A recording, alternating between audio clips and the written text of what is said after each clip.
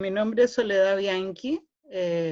Yo fui profesora de la Universidad de Chile hasta el año 2005 en que jubilé.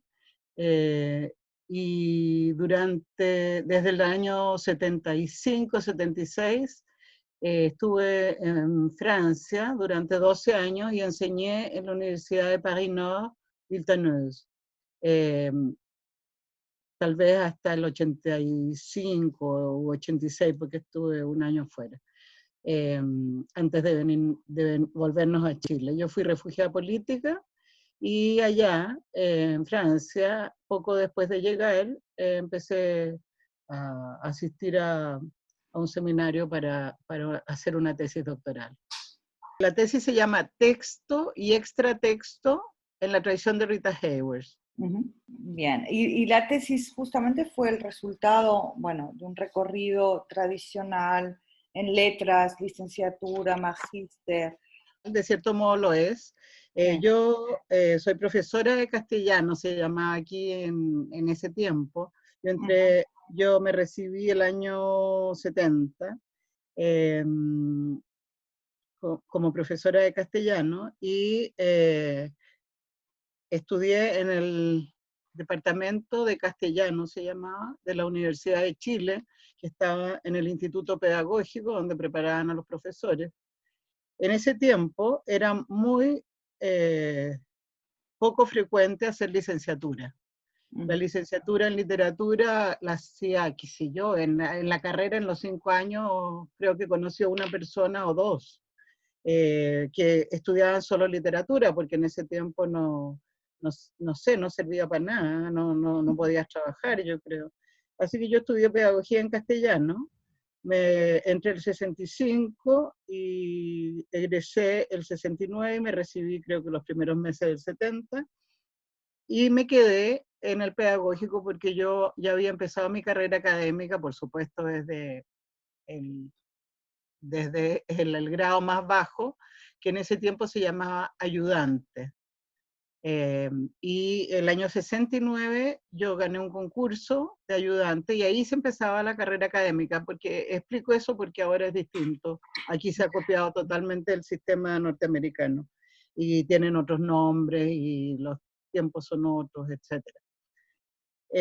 Entonces, de cierto modo, yo seguí un recorrido tradicional porque hice la pedagogía y ya estaba inscrito, cuando terminé la pedagogía, tal vez un año después o a lo mejor inmediatamente, no recuerdo, me inscribí para hacer un doctorado. El magíster venía a ser, no sé por qué, parece que no existía o, o lo hacían equivalente a la carrera de pedagogía, no sé, porque en Francia me lo hicieron equivalente y pude entrar también al doctorado directo.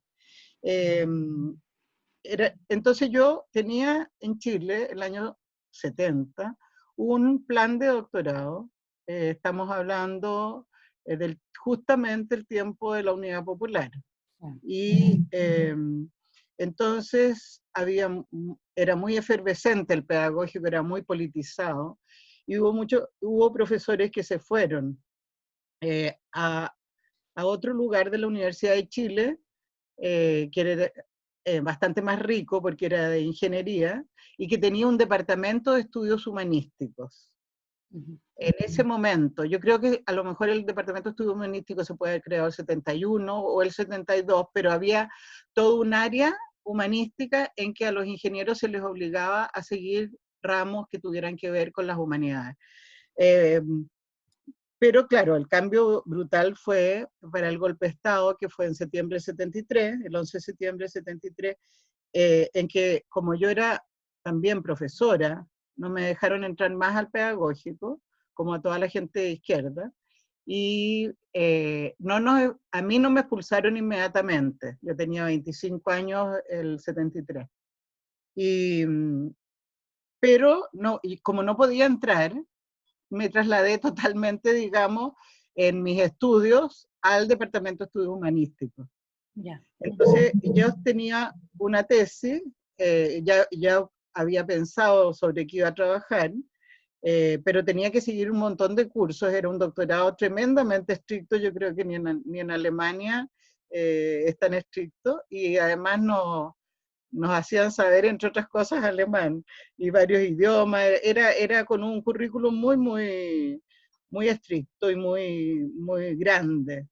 Eh, bueno, pero entonces yo, como digo, trasladé todos mis estudios al Departamento de Estudios Humanísticos, que es bastante prestigioso, o sea, no existe ya, pero digo, la memoria del departamento, porque hizo clases algunos escritores como Enrique Lin, nada menos que Nicanor Parra, Cristian Uneus, eh, y estaba el profesor que a mí del quien yo había sido ayudante en el pedagógico y que me iba a dirigir la tesis, era profesor de allá, era Cheo Milgovich.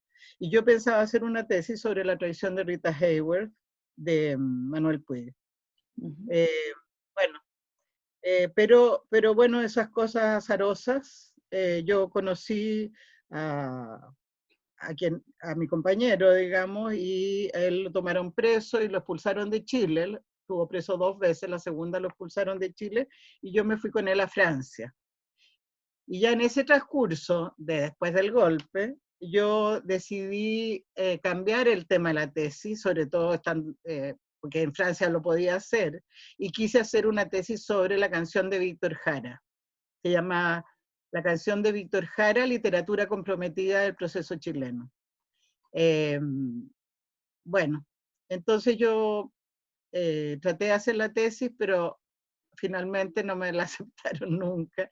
Mi profesor de Francia, que era Saúl Yurkevich, nunca se convenció porque encontraba que el corpus no era muy amplio. Y entonces al final decidí volver a mi idea inicial de la tradición de Rita Hayworth y hice la tesis sobre la tradición de Rita Hayworth. Con bajo la dirección de Saúl. Saúl Yurkevich, sí. Saúl Yurkevich, okay.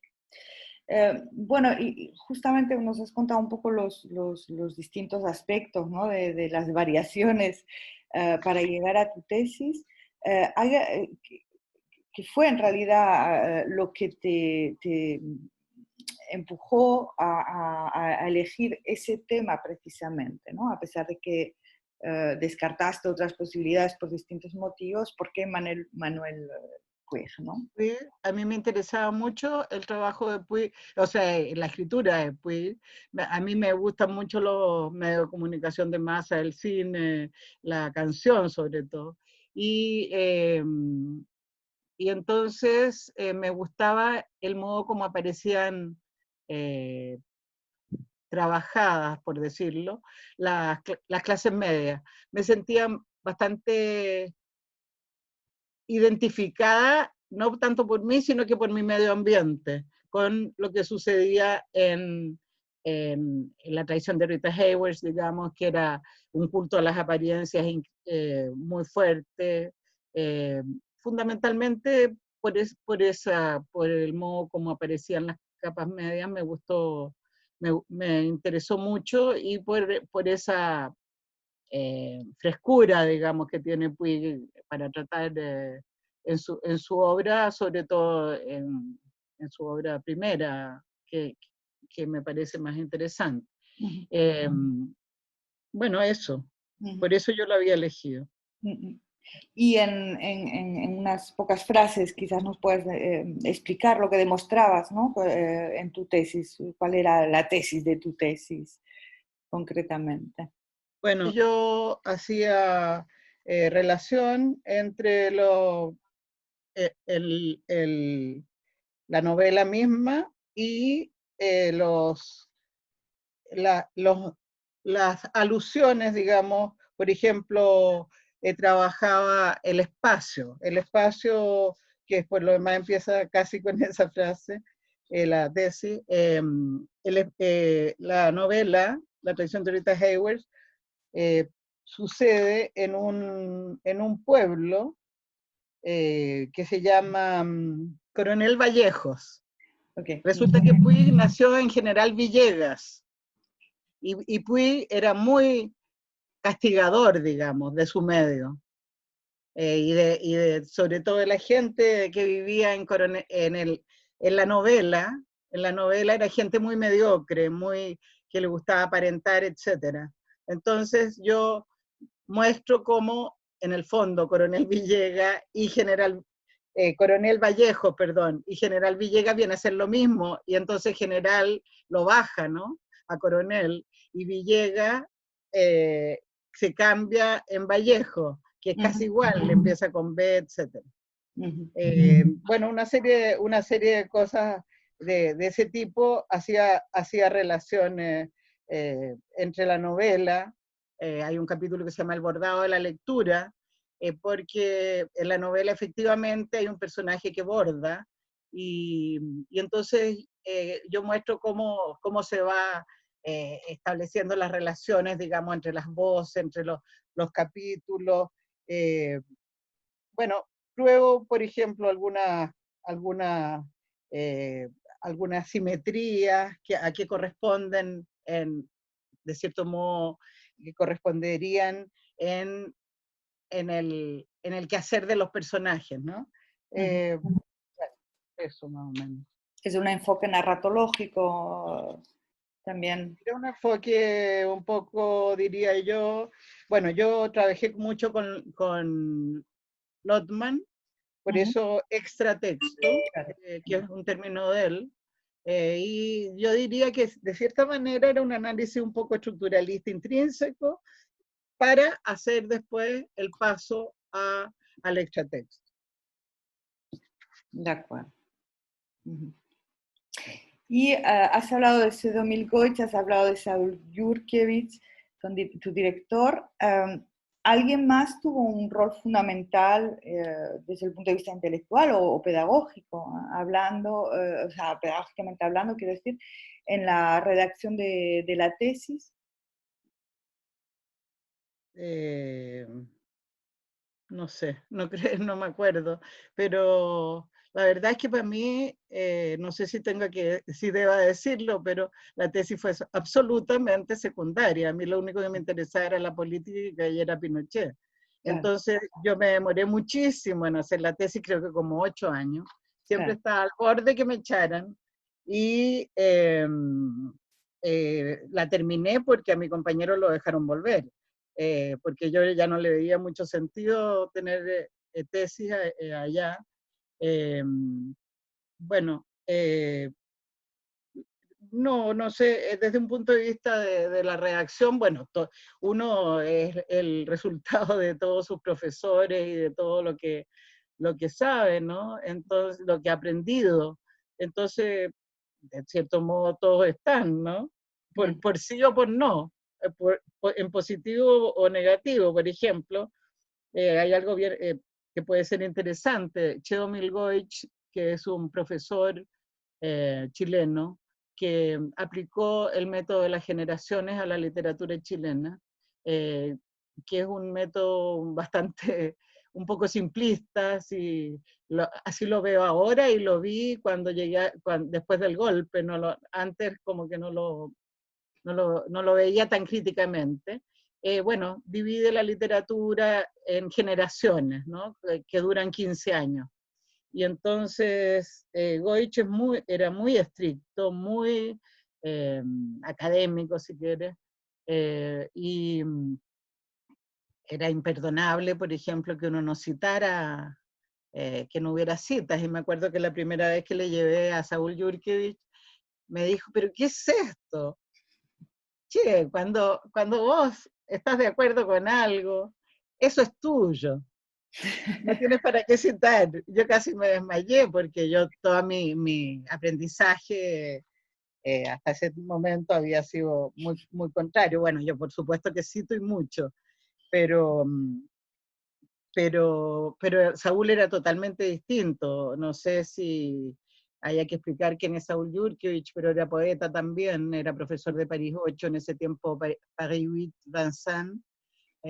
Y entonces Saúl, la crítica que hace, que trabajó mucho sobre poesía latinoamericana, especialmente, pero también sobre narrativa, él es muy creador, digamos.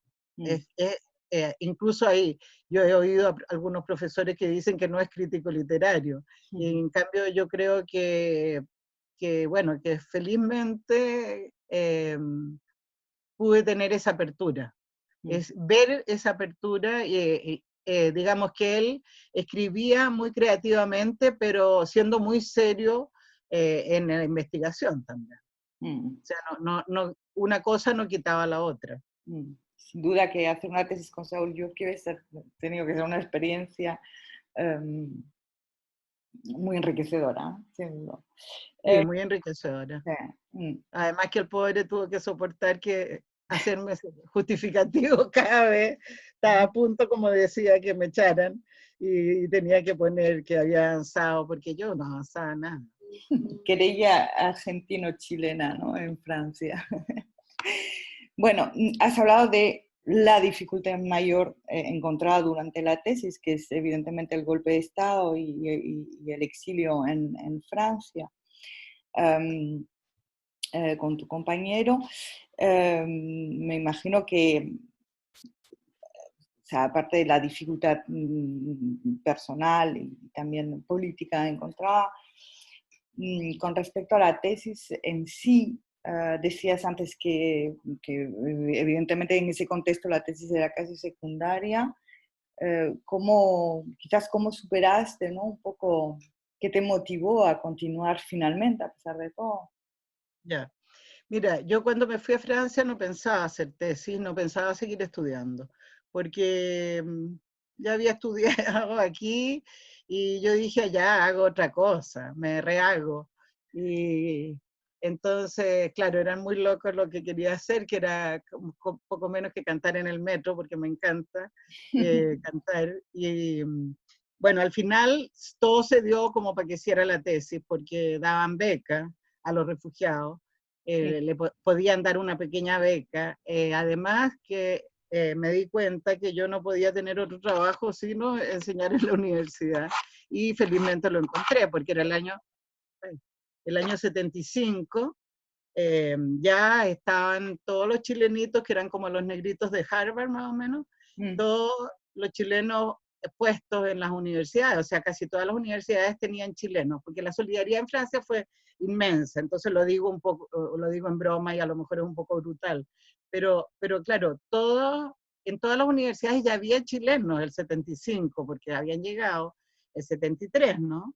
O el comienzo del 74. Además que todos los refugiados políticos que había en Chile, que eran muchos, por ejemplo, argentinos, a pesar que no había sido el golpe en Argentina todavía, pero ya la situación política estaba muy difícil. Brasileños, etcétera, pasaron por chilenos. No porque ellos dijeran que eran chilenos, sino que porque venían de Chile. Entonces ocupaban un puesto, ponte tú que un brasilero, pero era como lo tomaban como si fuera chileno, porque iba de Chile y en Chile a lo mejor había estado preso después del golpe, podía ser preso político, qué sé yo. Bueno, entonces yo no pensaba seguir estudiando, pero me di cuenta, como digo, que era lo único que podía hacer para mantenerme y para hacer algo interesante. A mí lo que más me interesaba era la política, en realidad. Pero claro, la política no la pagan. Y entonces yo encontré un trabajo, en parte gracias a Saúl. Saúl me dijo, pero qué difícil, porque todas las universidades tienen chilenos, eh, pero parece que en París 13 no hubiera. ¿Por qué no vas a hablar con Monique Roumet? Y fui a hablar con Monique, que fue muy solidaria, no solo conmigo, sino que ya había empezado su solidaridad de antes, porque ella perteneció a un grupo que se llamaba Solidarité, que no es la solidaridad, no es la solidaridad polaca. Y ellos trabajaron mucho con Chile. Incluso yo participé en un libro que ella hizo. Este es el libro que se llama Carnet de route a quatre voix. Entonces ese libro se publicó el año 15 en París. Y entonces tres de la Monique con dos compañeras por decir así, de célula de su grupo de solidaridad con Chile, a Monique se le ocurrió hacer juntar en el libro las experiencias, y entonces me invitó a mí para que hubiera una chilena en el grupo. Bueno, Monique Humet, que como digo, había sido muy solidaria, habló en su departamento, en su universidad, y me contrataron. Otro acto de solidaridad increíble era que nosotros, Guillermo era expulsado de Chile, por lo tanto tenía un pasaporte que decía válido solo para salir del país. Y entonces, claro, no valía nada eso. Entonces, él se refugió inmediatamente, o sea, como refugiado político, nos daban un pasaporte, le dieron un pasaporte que nosotros le decíamos blue jean porque tenía los colores de los jeans, era azul así, claro, y es un pasaporte que se creó en la guerra, en la Segunda Guerra, parece que para los judíos fundamentalmente, porque decía, creo que decía, no sé si passeport, que era para los refugiados y apátridas. Entonces, bueno, y nosotros no éramos casados, entonces yo no podía estar en Francia como turista, porque como turista yo no podía trabajar.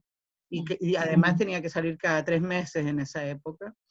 Y entonces, y no teníamos tanto dinero ni como para darse esos lujos. Entonces yo también me refugié. Yo pedí asilo. Y entonces, bueno, el pasaporte ese que nos daban era válido para todos los países menos para Chile, sauf le Chili. Entonces, bueno, digo que otro acto de generosidad increíble, de solidaridad en realidad, solidaridad inmensa, y yo llegué en tiempos de Giscard, o sea, bueno, la derecha, no sé si actual allá, pero la derecha más democrática, que no es como la derecha chilena. Y entonces, para nosotros, Guillermo tenía derecho como refugiado y expulsado a 6 meses, a vivir 6 meses en un fuelle. Nosotros vivimos un tiempo, pero claro, era un fuelle, eran las condiciones un poquito parecidas a la prisión que había estado Guillermo. Y entonces empezamos a buscar dónde vivir, y nos ofrecieron un departamento en Bobigny. Era un atelier d'artiste incluso. Y entonces, pero había que probar que uno tenía alguna entrada. Y en la universidad me hicieron un certificado, una atestación que decía que yo ganaba mucho más de lo que realmente ganaba. Para que, a pesar que era una HLM y que era una mairie comunista y todo, ellos tenían que justificar de alguna manera. Así que no, la solidaridad era increíble. Y entonces, bueno, yo entonces entré a la universidad el mismo año que llegué. Nosotros llegamos el 75, el 31 de julio, van a ser 45 años en unos días más. Y entonces entré a enseñar, y además entré a Vincennes a estudiar con Saúl, a quien yo había leído cuando había estudiado, ¿no? Porque por sus estudios sobre poesía, sobre todo.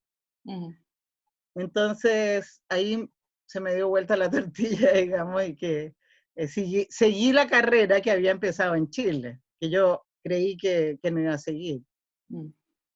Y me dieron también una pequeña beca para estudiar. Yeah. Supongo que con todo esto, en realidad, dificultades de redacción después, ninguna, ¿no? Porque había otras dificultades mucho más importantes, ¿no?, para hacer frente, digamos, ¿no? Y lo que sí era difícil era que como me demoré tanto y estaba muy productivo, cada 2 años sacaba una novela más o menos. Entonces, y en un comienzo mi tesis se llama, no sé si esto debería contarlo porque es muy mal ejemplo para los alumnos, se llama Texto y extratexto en la narrativa de Manuel Puig. Y cada 2 años digo, sacaba novelas. Y ponte tú que cuando yo empecé tenía 3, hasta a lo mejor de Buenos Aires a Fe, La traición de Rita Hayworth, Boquitas Pintadas de Buenos Aires a lo mejor. Y cuando ya seguía, ya iba como en 6 o 7. Y claro, por supuesto yo ya no podía, porque la última vez me dieron un plazo perentorísimo. Y pude cambiar y le puse en la narrativa de Manuel Puig, 2 puntos, La traición de Rita Hayworth. Bueno, hay que tomar decisiones cuando está uno en tesis, efectivamente, y a veces cortar, ¿no? ¿La tesis la defendiste finalmente? ¿En qué año? El año 85 parece, creo, sí. ¿Te acuerdas? O sea, te acuerdas evidentemente. ¿Dónde fue? ¿Puedes contarnos Sí, quiénes fueron fue bien curioso porque, ¿perdona? los miembros del tribunal? Si te Ya, acuerdas fue exactamente. bien curioso porque ya Paris 8 no era Vincennes solamente, sino que era Vincennes Saint-Denis, creo que se llama ahora. Entonces, ya no era el lugar donde yo había asistido a los cursos y todo, era en un lugar nuevo, que creo que tiene que haber sido en Saint-Denis, donde estará ahora, supongo. Y entonces el jurado fue Claude Fell, bueno, Saúl obviamente, espérate. ¿No recuerdas? Esto es una persona atípica que tú estás entrevistando, porque aquí funciona más la refugiada política y la maleta del exilio que la académica, a pesar que yo tuve una carrera académica bastante Por supuesto, claro, activa. lo que me parece interesante, pienso que para los que organizan también este tipo de entrevistas, es que forma parte de la historia del hispanismo francés y este periodo está marcado por la solidaridad, justamente como comentas, ¿no? Con los refugiados políticos. Y yo sé que eres una gran académica de gran renombre en Chile y más allá en el hispanismo universal en calidad. Y pues tiene todo el interés, aunque no sea tradicional por algunas cuestiones, ¿no? De manera general, bueno, eso, ¿qué recuerdo guardas de la defensa? Sí, de ese momento, ¿no? Cuando llegas a la defensa, después de tanto tiempo y de tantas vicisitudes, ¿no? Bueno, en la defensa yo, como te dije, eh, a Guillermo, mi marido ahora, lo habían dejado entrar a Chile el año 83. Ajá. Nosotros vinimos a Chile el año 84 y después el 86 y nos vinimos definitivamente el 87. Y la tesis sí, yo la defendí el 85, pero lo puedo revisar eso. Y entonces nosotros vivíamos fuera de París, en el Loiret, a 90 kilómetros de París, no sé, y además, como el edificio no era el que yo conocía, me acuerdo que llegué, pero justo a la hora, porque había eh, bouchón de autos, horrible, bueno, pero me acuerdo de la tesis, la verdad es que no me acuerdo mucho, pero sí me acuerdo una cosa que creo que me dijo Fell, o el otro profesor, que me dijo, esto no es una tesis, era como Sepa en Pip de Magritte. Ah, Esto no es una tesis, yo nunca he sabido por qué, porque no me atreví a preguntarle, pero supongo que será porque yo no escribo tan académicamente, pero a pesar que la tesis tenía, bueno, Saúl por supuesto me la había aceptado, y incluso él me preguntó que por qué no la había publicado después, pero no sé por qué me dijo eso ese profesor. Y como te digo, me imagino que será eso, que no habrá sido tan rigurosa, no sé, pero Saúl no, me pusieron, supongo, la mejor nota, supongo, no tengo idea en realidad. Bueno, justamente has comentado efectivamente que tu trabajo académico después ha tomado otros derroteros, has trabajado sobre un montón de temas, ¿no? Tienes un libro fundamental sobre la poesía chilena que acaba de ser reeditado. En los años, de la poesía chilena de los años 60, has trabajado mucho sobre narrativa chilena y otros muchos temas. Y esta manera, digamos, de enfrentar la tesis desde un punto de vista, desde una escritura más creativa, eh, que es un poco la herencia también de Jurkiewicz, como comentabas antes, ¿en qué medida todo esto modeló la profesora investigadora que fuiste después? Ujú. Bueno, yo diría que para mí, bueno, no sé si lo puedo decir porque, porque esto es sobre tesis. O sea, más importante que la tesis para mí fue otras experiencias que podrían ser académicas.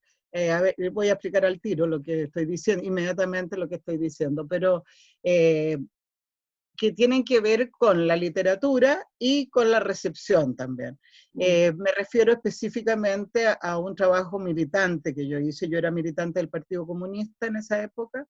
Yo fui miembro del Consejo de Redacción de una revista que apareció en el exilio, pero era una revista que no era solo para los exiliados, incluso muchos chilenos con seudónimo, porque estaba prohibida en Chile, por supuesto, participaron, y no solo comunistas también. Era una revista cultural del Partido Comunista que ha sido, yo creo que una de las grandes experiencias mías, por supuesto, y también dentro del Partido Comunista era algo un poco distinto porque era abierta. La única condición era ser anti-Pinochet, digamos. Y era una revista cultural en el sentido más amplio de la cultura, eh, digamos que no solo artística, sino que también entraban las ciencias sociales, reflexiones políticas. Entonces, yo diría que eso también me modeló mucho en mi trabajo posterior, porque el público lector de Araucaria no era el público académico. Entonces, yo escribí, ahí empecé a escribir ya con bastante frecuencia. Yo escribía en un lenguaje que no fuera el de los terminachos, ¿no? Por ejemplo. Y entonces también fue muy importante, diría yo, el ejemplo que vi en Francia, que era mucho más abierto en el sentido del enfoque de la literatura que en Chile, me explico. En Chile la literatura era considerada casi solamente la letra, el libro, ¿no? En cambio, yo me di cuenta que en la Universidad Francesa se estudiaba canción, por ejemplo. Bueno, hubo muchos libros incluso sobre canción chilena y muchas tesis. Eh, y yo me acuerdo que en Villeneuve, Monique Gourmet, que hacía clases, no sé en qué área sería, era literatura, pero no sé si sería con civilización, como se llamaba en esa época. Pasaba, por ejemplo, como texto literario la segunda declaración de La Habana de Fidel Castro. Entonces, para mí eso fue una gran apertura, porque aquí, como digo, eh, era, era muy apegado al libro, incluso te diría que al libro casi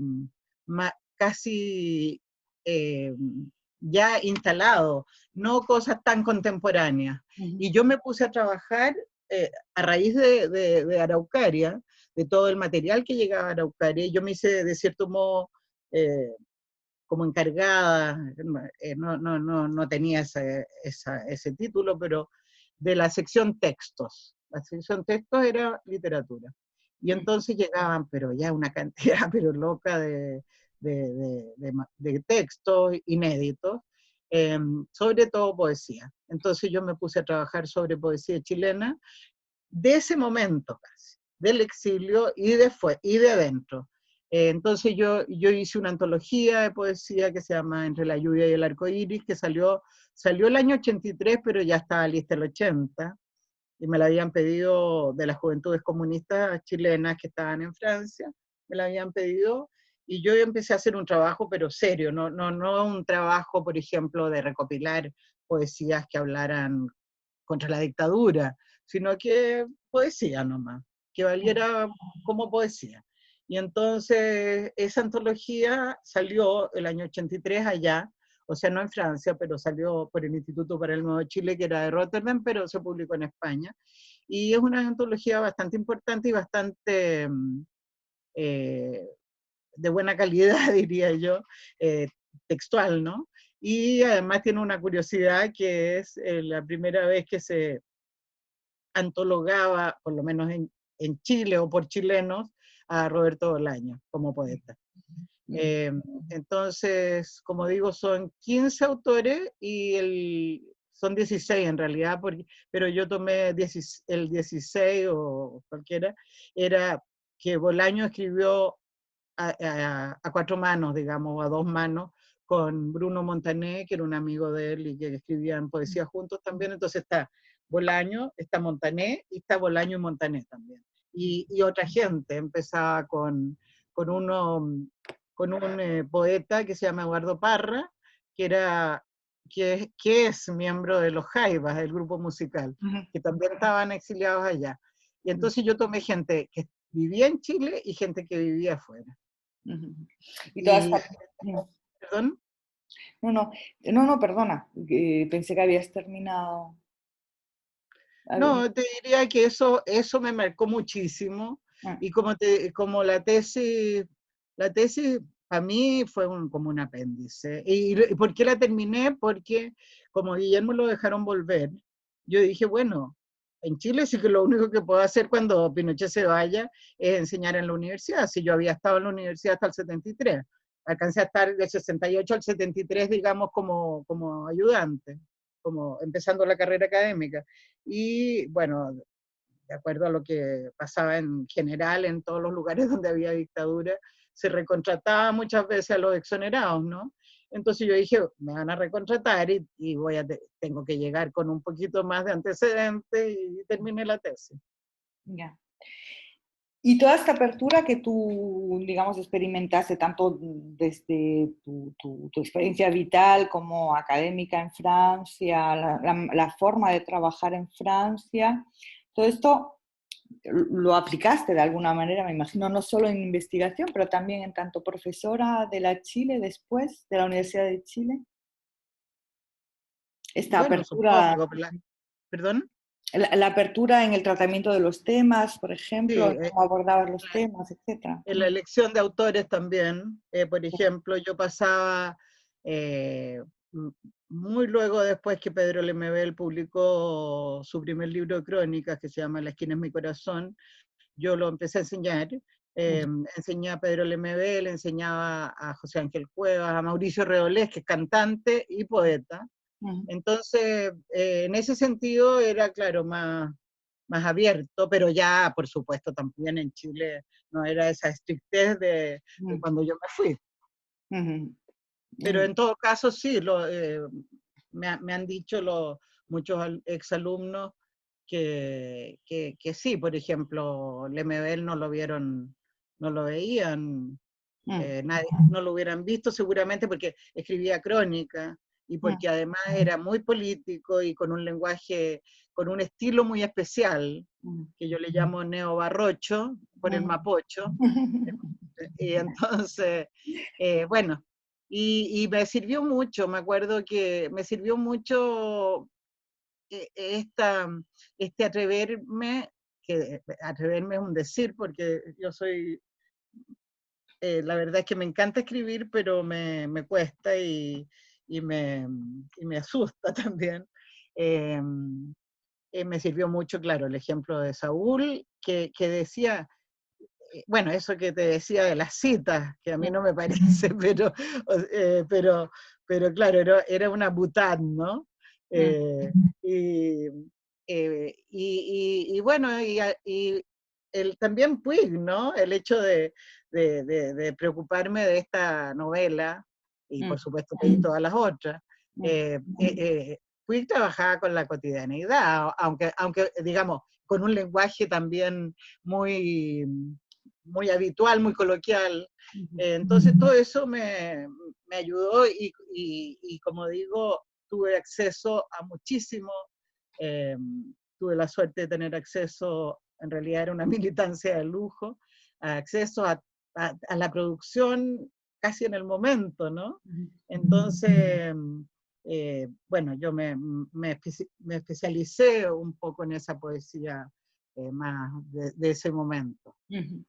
¿Y la tesis la volviste a leer o quedó relegada? Supongo que la volvería a leer, pero no me acuerdo, no la releí ahora yo dije tengo que releerla, pero no, no la releí, a pesar del confinamiento.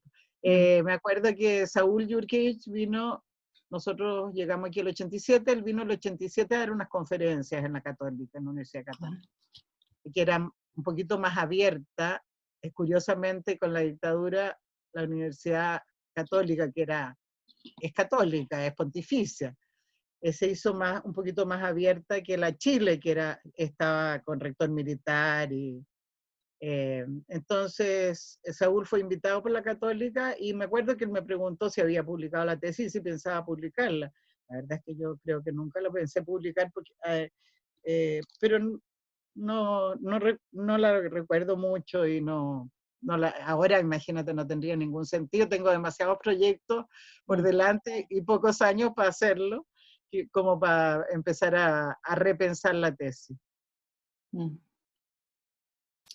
Por Bueno, un lado fue bueno que me rechazaran con lo de Víctor Jara, porque es muy posible que mm, no me hubieran recontratado en la Universidad de Chile en el momento, digamos, el año 90 comienza lo que se llama yo digo la postdictadura más que la transición, sí. porque una democracia que Pedro Lemebel decía en lugar de democracia, demos gracia, porque aquí hubo una serie de acuerdos entre las fuerzas políticas, entonces la democracia ahí, por ahí va. Bueno, y por algo tenemos un plebiscito supuestamente en unos meses más para cambiar la constitución, que todavía es de Pinochet. Mm, Entonces, por un lado, lo de que me hayan rechazado la tesis sobre Víctor Jara fue bueno, yo mm, creo. Por mm, un lado. Y me acuerdo que creo que mi primer artículo es sobre Víctor Jara. Eh, Igual me interesa, como digo, a mí me interesaba mucho la canción, entonces he trabajado, eh, presenté discos también, escribía mucho también sobre discos y sobre música, sobre canción popular en realidad, mm. en Araucaria también. Araucaria. Ujú, ujú. Y bueno, ¿qué consejo le darías a un futuro doctor, ¿no? Alguien que está preparando actualmente la tesis, que con toda esta experiencia vital y académica que tienes? Bueno, yo creo que a pesar de todo lo que he dicho, es muy interesante hacer una tesis, Mm, porque uno se especializa en algo que yo creo que primero que todo hay que elegir algo que a uno le guste mucho, porque seguramente se va a demorar mucho más de lo que piensa. Nadie se va a demorar 8 años porque no la aceptarían hoy día, pero, pero sí 2 o 3, y bueno, entonces es bueno estar con algo que a uno le interese verdaderamente.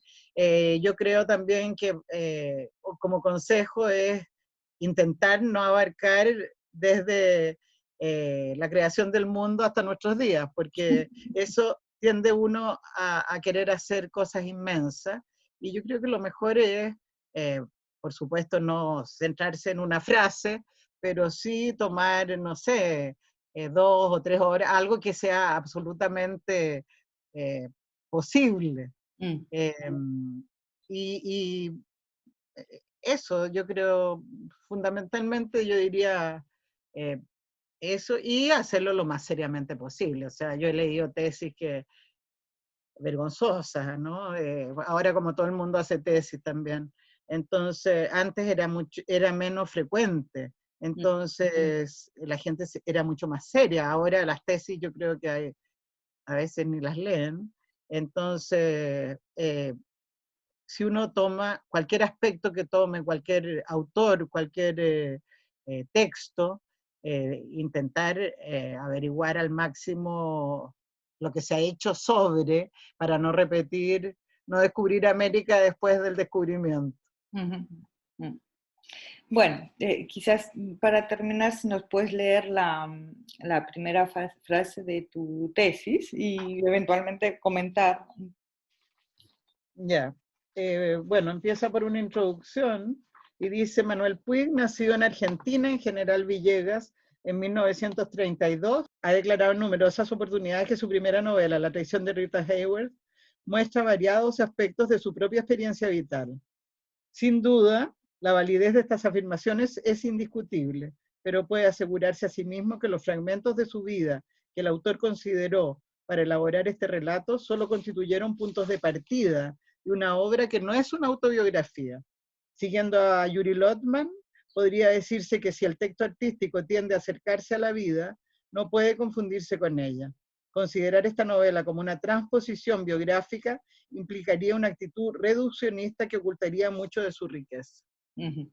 Ese es el primer párrafo y bueno, no hay mucho que comentar porque es bastante obvio, Ujú. pero es para no confundir, o sea, Puig decía, Toto soy yo, ¿no? Como Madame Bovary c'est moi, Ujú. de Flaubert, pero es cierto que es él, pero Toto, por ejemplo, no nace el mismo año que nació Puig, y no tiene las mismas experiencias, y hay también toda una creación del lenguaje, y en la medida que se selecciona de la vida ciertos elementos, ya se está haciendo literatura, ¿no? Ujú. Ok. Entonces, sí, vale, sería más digamos, esta relación entre lo vital y lo escritural, ¿no? La Claro, o sea que intención. no es lo mismo, no es lo mismo, o sea, ahora se habla mucho de autoficción, ¿no? Ujú. Pero incluso la autoficción, que me carga el título, lo encuentro, el término lo encuentro absolutamente tautológico. Ujú. Eh, Antes se hablaba de novela biográfica, Ujú. se podía decir así, o biografía novelada. Bueno, es lo mismo. No es la biografía. No es la misma biografía, entonces hay selección de ciertos momentos, ¿no? Ujú. Incluso las autobiografías se sabe que no son totalmente verdaderas. Ujú. Exacto. Bueno, pues muchísimas gracias por tu Gracias a ti. participación y por todo lo que has contado con tanta generosidad. Bueno, muchas gracias a ustedes y que estén bien. Igualmente. Adiós.